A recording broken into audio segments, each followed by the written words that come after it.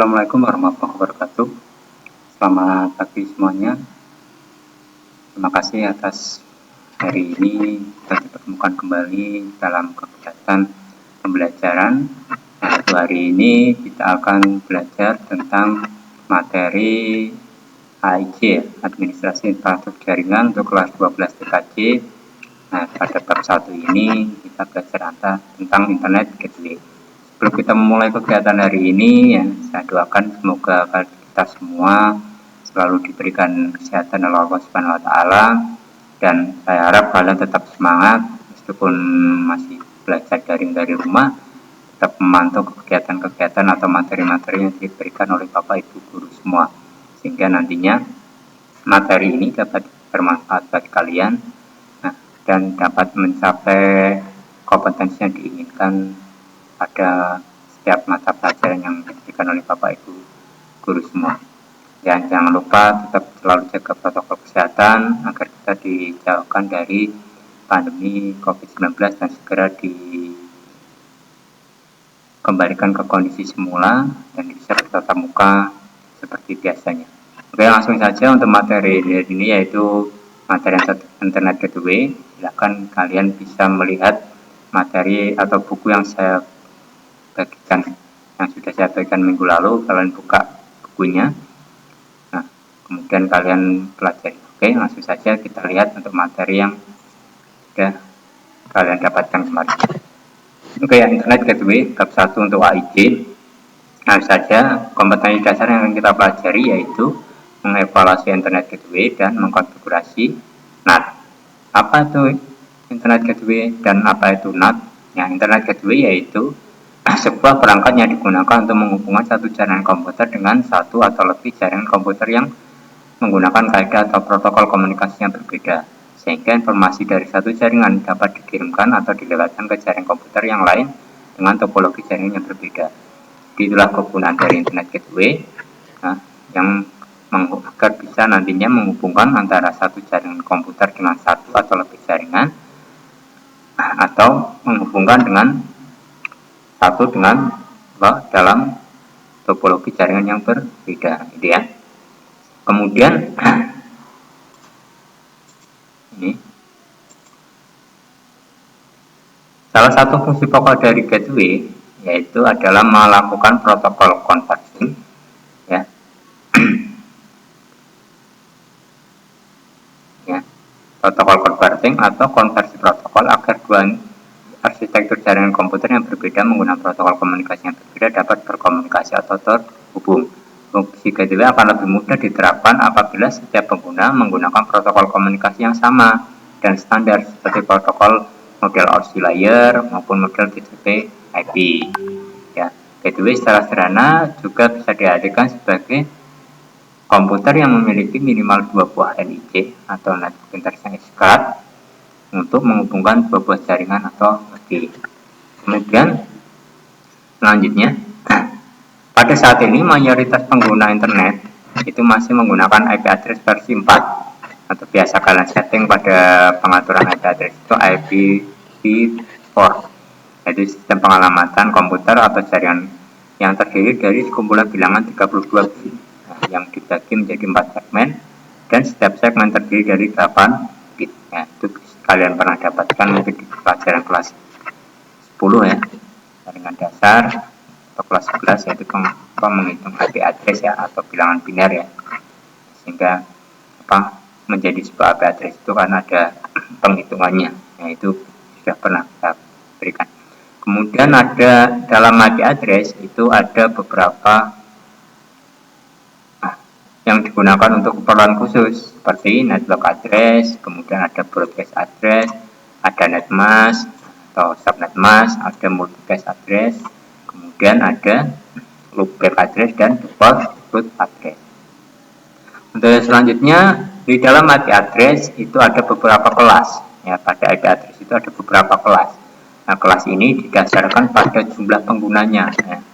Nah, jumlah penggunanya, semakin besar penggunanya maka kelasnya akan semakin tinggi juga. Nah, untuk yang kelas paling tinggi atau paling penggunanya paling banyak adalah kelas A. Kelas A. Kemudian untuk Selanjutnya adalah kelas B, kelas C, kelas D, dan kelas E. Untuk yang biasa kita gunakan sendiri adalah masuk ke dalam kelas C, kelas sidang. Nah, kelas sidang ini biasa kita gunakan. Untuk yang kelas sila atau kelas sidang adalah masuk ke dalam kelas C. Ini juga sudah jelaskan mungkin di kelas 10. Kita langsung saja ke materi yang lainnya. Pembagian kelas IP address ini terlibat pada terbatasnya jumlah komputer yang bisa terhubung dalam jaringan komputer lokal dan jaringan internet. Sedangkan pertumbuhan jumlah komputer dan perangkat jaringan lain semakin bertambah banyak. Ya, makanya di situ pada saat ini IPv4 sudah mulai diimplementasikan di berbagai perusahaan dan ISP. Ya, ISP itu adalah singkatan dari Internet Service Provider atau penyedia layanan internet untuk menggantikan IPv4. Kemudian keterbatasan penggunaan IPv4 tersebut, sebagaimana gambar di bawah ini menunjukkan bahwa kita tidak bisa mengkonfigurasi aplikasi di sistem operasi Microsoft Windows yang hanya dibatasi oleh pada nomor network 1 sampai 223. Ini ya untuk pengalamatan IP address-nya. Nah, kemudian ada dalam IPv4 itu dibagi menjadi dua jenis, yaitu private IP address dan public IP address. Nah, ini ada pembagian kelasnya dan range-nya. Untuk private IP address ada kelas A, B, C. Ya, ini pembagian range-nya untuk A 10.00 sampai 10.2555 ya. Kemudian yang kelas C ini yang biasa kita pakai, nah karena ada 192.168.00 sampai dengan 192.168.255.255. Kemudian IP public jenis IP address yang bisa digunakan untuk keperluan jaringan komputer global atau internet. Oke, selanjutnya yaitu NAT ya. Kalau tadi sudah membahas internet gateway, kemudian kita NAT. Apa itu NAT? NAT adalah singkatan dari Network Address Translation. Nah, NAT merupakan sebuah sistem yang menggabungkan lebih dari satu host atau komputer yang ada di jaringan lokal atau LAN untuk dihubungkan ke dalam jaringan internet hanya dengan menggunakan sebuah alamat IP public. Itulah NAT-nya. Kemudian ini adalah topologi dari NAT. Kemudian fungsi-fungsi dari NAT ya.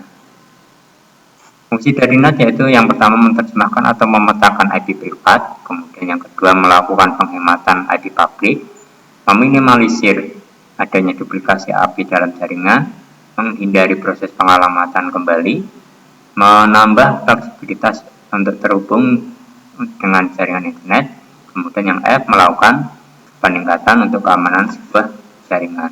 Walaupun NAT menawarkan keuntungan dari segi penghematan IP publik, namun ada beberapa hal yang harus dipertimbangkan untuk memutuskan penggunaan NAT.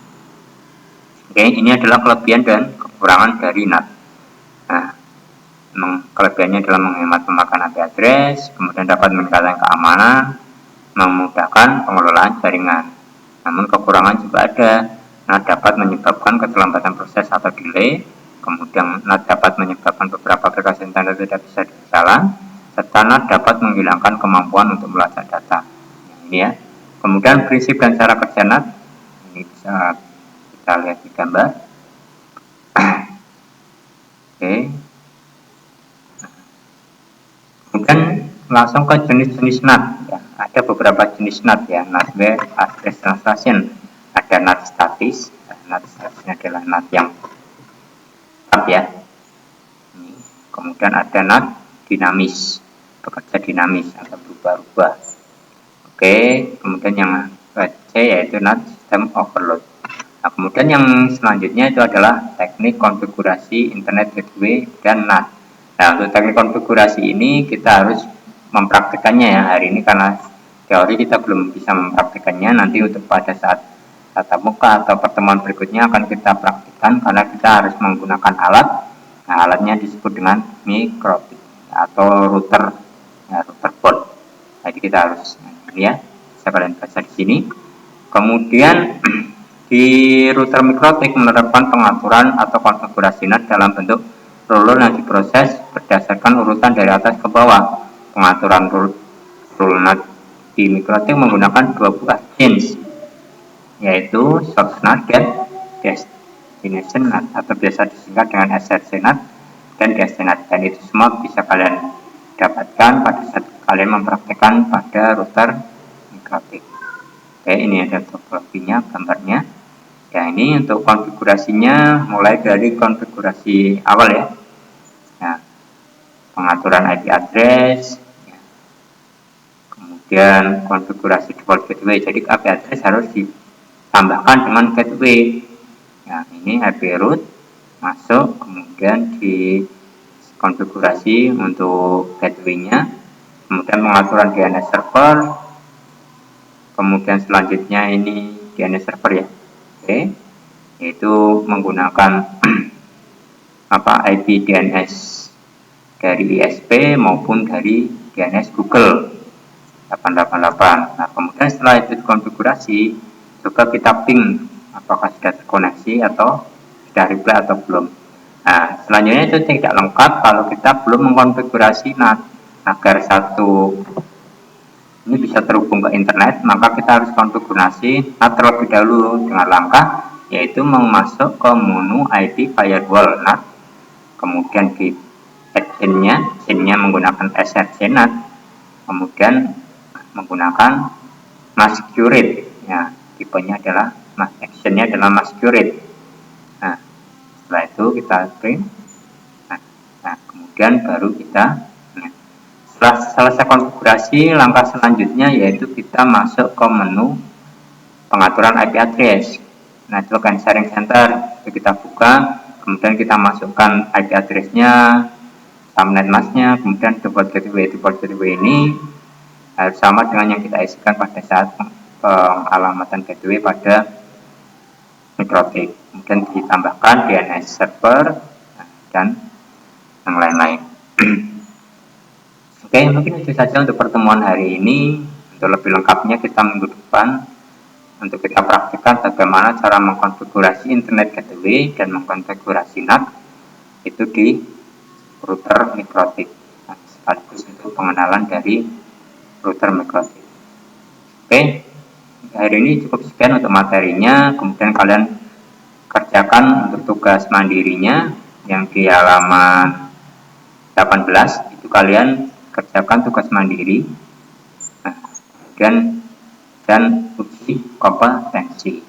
Ya, kan kalian bisa baca-baca terlebih dahulu untuk materi-materinya, meskipun kita belum bisa bertatap muka secara langsung, kalian bisa mempelajari terlebih dahulu pada materi tersebut.